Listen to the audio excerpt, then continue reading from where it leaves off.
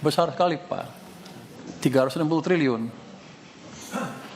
Dan laporan ke saya nggak terlalu jelas dari bulan ke bulan seperti apa. Sekarang mulai dimonitor. Saya curiga di sana ada sedikit kebocoran, jadi kami sekarang sedang audit restitusi sumber daya alam dan lain-lain dari tahun 2020 sampai tahun 2025 kemarin.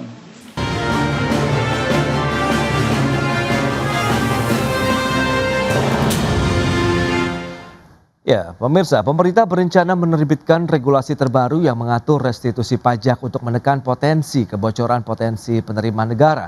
Rancangan peraturan tersebut saat ini masih dalam proses harmonisasi. Tahun lalu itu besar sekali Pak, 360 triliun. Dan laporan ke saya nggak terlalu jelas dari bulan ke bulan seperti apa. Sekarang mulai dimonitor. Saya curiga di sana ada sedikit kebocoran, jadi kami sekarang sedang audit restitusi sumber daya alam dan lain-lain dari tahun 2020 sampai tahun 2025 kemarin. Saya internal saya fokus yang 2025, tapi eksternal itu masuk BPKP 2020 sampai dengan 2025. Jadi saya pengen lihat di mana sih ininya, karena saya dengan luar juga, wow itu kebocorannya besar. Jadi kita pengen itu. Jadi sekarang kita perketat. Jadi bukan berarti kita memberhentikan restitusi, tapi kita perketat. Jangan sampai yang nggak berhak dapat restitusi. Demikian pernyataan Menteri Keuangan Purbaya Yudisadewa yang mensinyalir adanya kebocoran dalam restitusi pajak. Karena itu, Kementerian Keuangan berencana menerbitkan regulasi terbaru yang mengatur restitusi pajak untuk menekan potensi kebocoran potensi penerimaan negara. Adapun restitusi pajak merupakan pengembalian kelebihan pembayaran pajak oleh negara kepada wajib pajak karena jumlah pajak yang dibayarkan lebih besar dari yang seharusnya terhutang. Kementerian Keuangan mencatat nilai restitusi yang digelontorkan oleh pemerintah pada tahun 2025 meningkat 35,9% menjadi 361,5 triliun rupiah. Aturan baru terkait restitusi pajak ini tertuang dalam Rancangan Peraturan Menteri Keuangan atau RPMK tentang tata cara pengembalian pendahuluan kelebihan pembayaran pajak, di mana rancangan peraturan tersebut saat ini masih dalam proses harmonisasi. Proses harmonisasi itu antara lain membahas berbagai ketentuan terkait tata cara pemberian, pengembalian, pendahuluan kelebihan pembayaran pajak kepada wajib pajak. Jakarta, Tim Liputan IDX Channel. Baik pemirsa, untuk membahas tema kita kali ini reformasi restitusi pajak, jurus baru tekan kebocoran penerimaan negara. Kita sudah tersambung melalui Zoom bersama dengan Mas Arief Rohman Said Putra, Ketua HIMI Tax Center, dan juga Pak Ruben Huta Barat, Deputy Director Center for Indonesia Taxes Analysis atau CITA. Langsung saja kita sapa ini. Halo Mas Arief, apa kabar? Halo Mas Pras, kabar baik. Baik, terima kasih juga atas waktu yang disempatkan. Pak Ruben, apa kabar Pak? Baik Pak Pras. Baik, terima kasih atas waktu yang disempatkan. Langsung saja kita akan review dari Pak Ruben ini terkait dengan pernyataan tadi Menteri Purbaya bahwa memang ada dugaan celah kebocoran penerimaan negara ini dalam kebijakan restitusi pajak selama ini yang akan direview tahun 2020 sampai dengan 2025 ini Pak Ruben. Silakan. Iya, dalam setiap kebijakan tentu ada kemungkinan moral hazard yang dilakukan para pihak yang berada dalam ekosistem ya. Oke. Karena tidak mungkin pada prakteknya 100% ideal. Jadi kalau diduga ada kebocoran penerimaan negara di situ, tentu langkah pemerintah yang melakukan audit sebenarnya sudah tepat.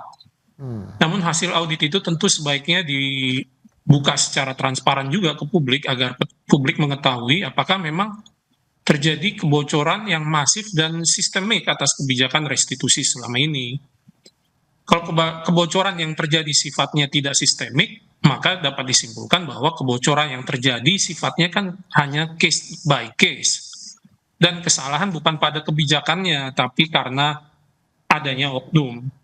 Kalau memang karena oknum, ya jangan sampai kebijakan yang sebenarnya sudah bagus, tiba-tiba diubah, yang tentu saja setiap kebijakan pada akhirnya juga selalu akan ada risiko melekat di situ apabila terjadi kong kali kong di antara pihak yang berada dalam ekosistem.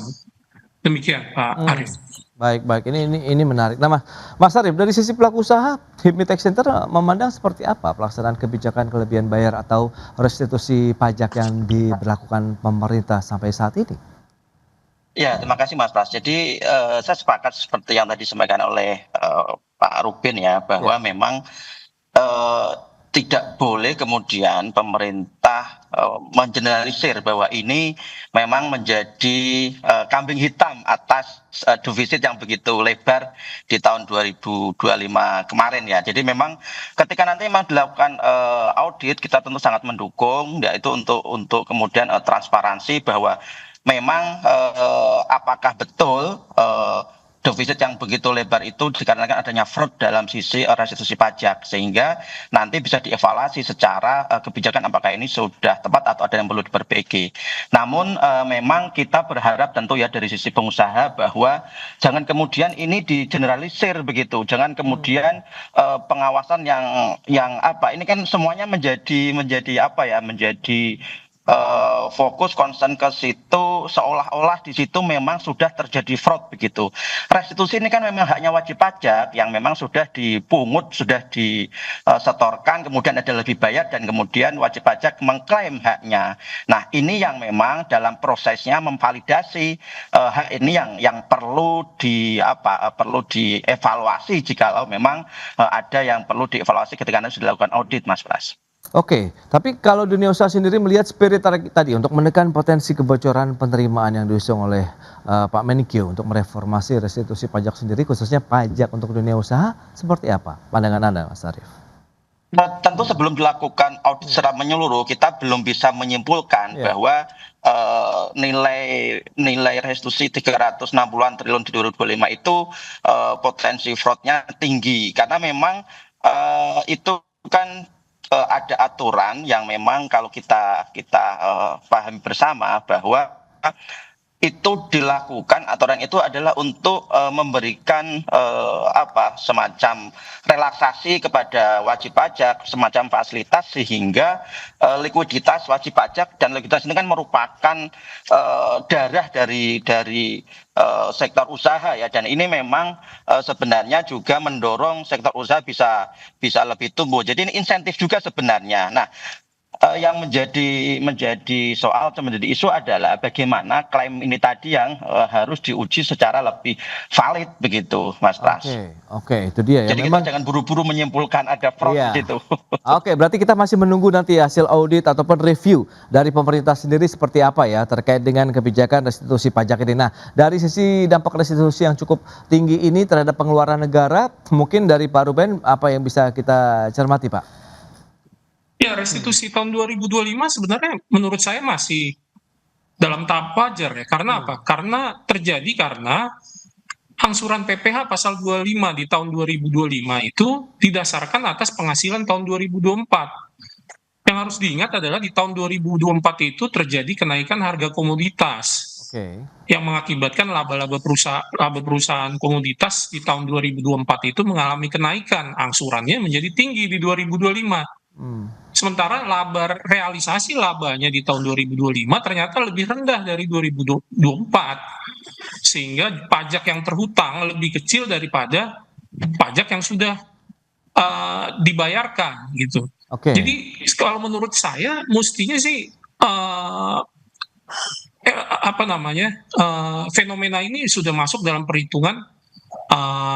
perhitungan dari penerimaan pajak pemerintah pada saat 2025 ya. Seharusnya bukan sesuatu hal yang mengejutkan sehingga dilihat sebagai pengurang yang abnormal bagi penerimaan bruto negara. Demikian. Nah, pemerintah juga kan saat ini tengah menghadapi tekanan dari berbagai sisi terhadap keuangan negara, dan dari situasi tersebut apakah memang pengeluaran negara termasuk restitusi pajak ini menjadi salah satu komponen penting yang untuk bisa dikendalikan begitu. Kita bahas lebih jauh nanti di segmen berikutnya, Pak Ruben dan juga Mas Arief. Kita akan jeda dulu sebentar ya, dan pemirsa tetaplah bersama kami. Ya, Anda masih menyaksikan Market Review pemirsa, dan kembali kami sampaikan sejumlah data untuk Anda. Kita akan cermati bersama seperti apa saja. Ini dia penerimaan pajak di tahun 2024 sampai dengan tahun 2025. Kita akan cermati bersama. Ada pajak bruto, restitusi di dalamnya, termasuk juga pajak neto. Di tahun 2024, pajak bruto mencapai sekitar 2.197,3 triliun, sementara restitusinya mencapai 265,7 triliun rupiah, dan pajak neto 1,9 triliun ataupun 1.931,6 triliun rupiah. Sementara kita sandingkan dengan tahun 2025, pajak bruto ada kenaikan, sementara restitusinya juga mengalami kenaikan dari 265,7 triliun menjadi 361,2 triliun rupiah di tahun 2025. Dan restitusi ini merupakan pengembalian kelebihan pembayaran pajak oleh negara kepada wajib pajak karena jumlah pajak yang dibayar lebih besar dari yang seharusnya. Itu dia terkait dengan restitusi pajak. Dan berikutnya kita akan cermati data terkait dengan penerimaan pajak dari periode Januari-Maret 2026 yang telah dirilis oleh Kementerian Keuangan. Ini juga kita akan cermati bersama. Untuk restitusinya di Maret 2025 itu tercatat 144,4 triliun. Di Maret 2026 ini ada penurunan menjadi 123,4 triliun rupiah. Sementara untuk pajak brutonya ada kenaikan dari tahun 2025 ke tahun 2026. Pajak neto pun juga kita cermati ada kenaikan ya dari Maret 2025 ke Maret 2026. Ini yang akan kita bahas kembali bersama dengan narasumber kita, Mas Arief Rohman dan juga Bapak Ruben Huta Barat. Ya, dengan beberapa informasi tadi yang sudah disampaikan, ini menarik Pak Ruben. Apa yang bisa kita lihat dengan restitusi pajak begitu yang sudah diberikan dari tahun 2024-2025, kemudian penerimaan pajak Januari-Maret ini restitusinya ya kita lihat di Maret 2025 dan 2026 justru ada penurunan begitu Pak Ruben. Iya, iya karena ya kalau dilihat kan sebetulnya kondisi profitabilitas perusahaan pada tahun 2025 kan sudah tidak perbedaannya sudah tidak signifikan lagi dibanding tahun 2026 ya. Jadi kurang lebih mestinya restitusinya juga flat. Oke. Hal yang berbeda dengan kalau membandingkan antara profitabilitas perusahaan di 2025 dan 2024, di mana 2024 terjadi kenaikan labanya memang lebih tinggi dibanding tahun 2025. Oke. Jadi kalau dilihat sebenarnya secara tren masih menunjukkan normal sebetulnya ya. Terlihat di tahun 2026 juga restitusinya juga mengalami perlambatan ya, dibanding tahun sebelumnya. Jadi kalau dilihat tren sih sebenarnya masih normal ya. Oke. Itu dia untuk restitusi pajak masih normal dari kacamata Cita. Nah, dari pelaku usaha sendiri melihat bagaimana skema restitusi pendahuluan ini juga kan pernah diperluas pada masa pandemi COVID-19 untuk menjaga likuiditas dunia usaha. Apakah skema ini juga masih relevan lah kalau diterapkan untuk kondisi saat ini untuk menjaga juga pertumbuhan sektor real serta PDB Indonesia nih Mas Arief? Iya, tentu Mas Pras. Ini kan kondisi regional global kita kan juga masih dalam kondisi yang tidak menentu, Mas Pras. Tekanan ekonomi juga bagaimana krisis energi dan segala macamnya ini kan masih menjadi isu yang menghantui para pengusaha kita, sehingga memang masih sangat diperlukan insentif. Salah satunya adalah kemudahan dalam pencairan restitusi. Tapi memang jikalau memang semangatnya ada reformasi, kita ada beberapa masukan juga kaitan dengan pengembalian pendahuluan ini, Mas Pras. Jadi jangan sampai kemudian karena beberapa bulan terakhir kita teman-teman pengusaha juga banyak yang curhat ya, yang sharing bahwa terjadi pengetatan atau terjadi walaupun belum ada perubahan aturan tapi sudah mulai ada perubahan kebijakan di setiap KPP, Mas Pras. Nah, ini yang kemudian tentu menjadi perhatian kita bersama agar jangan kemudian diperlakukan semuanya itu sama, digeneralisir begitu, Mas Pras. Jadi kita tentu berharap bahwa ada sektor-sektor yang betul-betul dilindungi dan diberikan insentif, misalkan sektor strategi seperti manufaktur, kemudian juga yang padat karya, kemudian juga yang berorientasi ekspor. Ini memang tetap perlu untuk dilindungi, diberikan fasilitas agar juga bisa lebih bersaing, Mas Pras. Baik, jadi dalam hal ini mungkin kebijakan pengetatan restitusi ini seyogyanya begitu ya Mas Arief, menyesuaikan dengan karakteristik setiap sektor usahakah atau bagaimana? Iya betul Mas Pras. Jadi tidak bisa kemudian aturan diberlakukan untuk semua sektor, Mas Pras. Harus ada sektor-sektor tertentu yang kemudian memang harus tetap dilindungi, diberikan fasilitas juga. Jadi berbasis sektor, kemudian berbasis resiko. Jadi yang untuk profil beresiko rendah, tentu itu jangan kemudian dipersulit juga. Kalau yang berisiko tinggi ya kemudian ya monggo kalau kemudian dilakukan pengawasan secara ketat dan ada proses yang lebih ini. Kemudian juga secara historis ketika memang wajib pajak itu tingkat kepatuhannya sudah baik, itu juga perlu diapresiasi dengan insentif dengan fasilitas semacam ini, Mas Bas. Oke, itu dia yang sudah disampaikan oleh Pak Ruben juga Pak Arief, ya tidak generalisasi ataupun gebiah uyah begitu ya untuk seluruh wajib pajak ya dengan pengetatan dari restitusi pajak ini. Nah, kalau kita bicara mengenai restitusi pajaknya sendiri Pak Ruben, apakah memang ini akhirnya menjadi salah satu komponen penting juga yang bisa dikendalikan atau harus dikendalikan atau bagaimana Pak Ruben? Iya, restitusi kan sebenarnya tadi seperti disampaikan Pak Arief itu merupakan hak wajib pajak terlebih dahulu berdasarkan hasil pemeriksaan. Oke. Ya kan, terlebih dahulu dilakukan pemeriksaan oleh kantor pajak, baik itu pengembalian pendahuluan ataupun restitusi normal, pada akhirnya bisa dilakukan pemeriksaan oleh kantor pajak. Jadi pemeriksaan pajak yang dilakukan sebelum restitusi itu merupakan upaya pengendalian yang dilakukan pemerintah selama ini. Jadi bukannya tidak ada upaya pengendalian ya, pengendalian itu diejawantahkan dalam bentuk pemeriksaan pajak gitu.